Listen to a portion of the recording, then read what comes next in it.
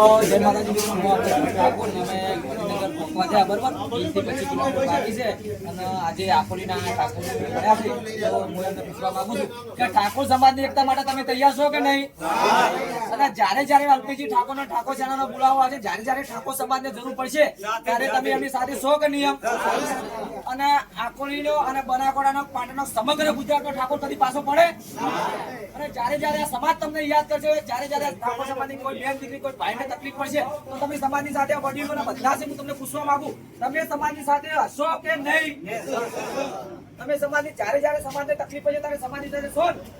અને અત્યારે તમે જો જઈ રહ્યા છો ગાંધીનગર મેદાનમાં, જે આપણે ઠાકોર સમાજનું જે સંકુલ બનવાનું છે એનું ખાસ મુહૂર્ત કરવાનું છે.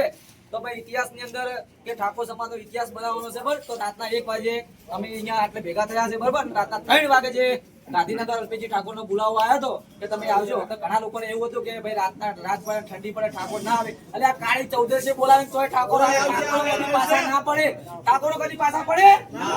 અને ઠાકોર સમાજની એકતા માટે તમે તૈયાર છો ને? તો ઠાકોર સમાજને જય, સદારામ બાપુને જય, ભગવાન મહારાજની જય. નહીં બોલે, પેલા ના બોલવું પડે.